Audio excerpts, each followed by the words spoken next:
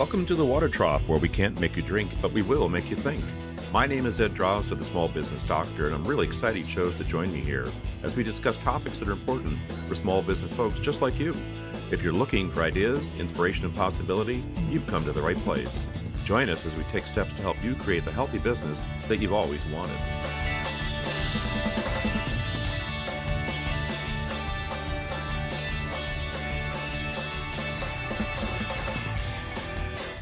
Welcome back to the Water Trough. This is Ed Drozda, the Small Business Doctor. On this, the inauguration day for the 47th President of the United States.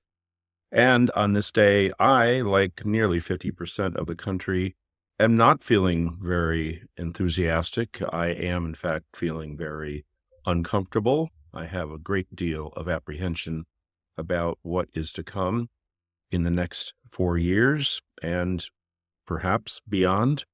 But this is not a political story that I'm about to tell. It's not a political conversation I'm looking to have here, but rather a conversation about you in small business and what your position is on integrity and your own character in the conduct of your business.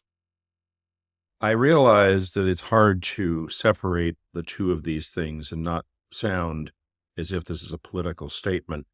I do not have issues with the potential for what this president might do for the United States. I have issues with the individual, with his character. And I cannot reconcile those things with my own values.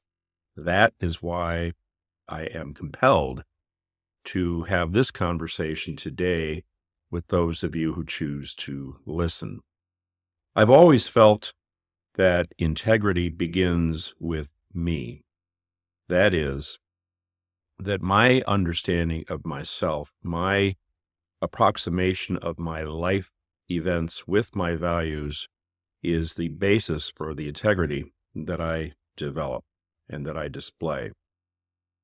When it comes to integrity in business, I firmly believe that people should be fully in touch with their integrity. In this manner, we, the persons who purchase from them, work with them, and so on and so forth, know what we're getting. We're aware of what we're getting. There's no smoke and mirrors. Things are straightforward. Now I realize that it's not always quite so simple as that.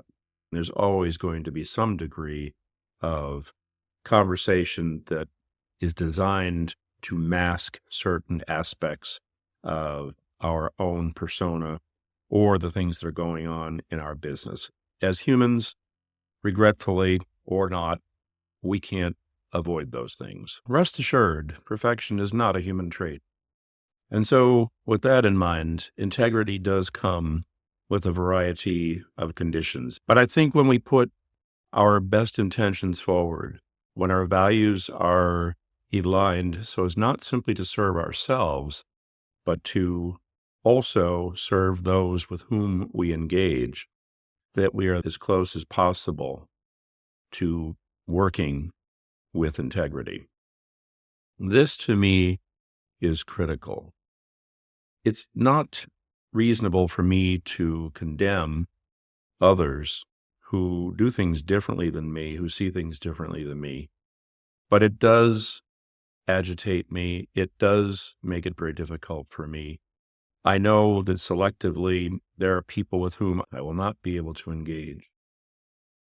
And the reasons for this typically revolve around values. People who do not approximate my values are very difficult for me to understand. Now, in an ideal situation, an ideal world, there'd be conversations around those things, and we could discuss why we have differences in values. But that's not something that we do anymore. We're beyond that. Unfortunately, now it's my way or the highway, and that's as far as it goes.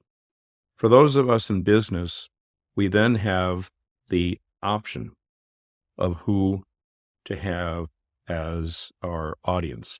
And our audience can consist of the people to whom we sell our goods and services, the people with whom we engage, i.e., our networking and our community, our suppliers, and so on and so forth. To take it one step further, it's critical in business that we have the capacity to engage with our audience members. And it's important also to identify the fact that perhaps sometimes we're not able to do so. A number of things come to mind about the businesses that will not serve others for various reasons, among which might be same-sex marriage and things of that sort. A profoundly divisive sort of circumstance, but fundamentally one that violates the values of certain people and leaves them in a position where they can't effectively serve a particular clientele. Now, I cannot, and I do not at all advocate for those sorts of values, but I accept that values such as these can and do exist. And I think it's important for business people to appreciate that those things result in blatant biases. These blatant biases effectively reduce our ability to be effective business people. I think it's reasonable to say that if I'm fundamentally out of character with my values, that those blatant biases will prevent me from being a business person who's working in integrity. This leads to a lot of questions, a lot of head scratching as far as I'm concerned. How important are my values?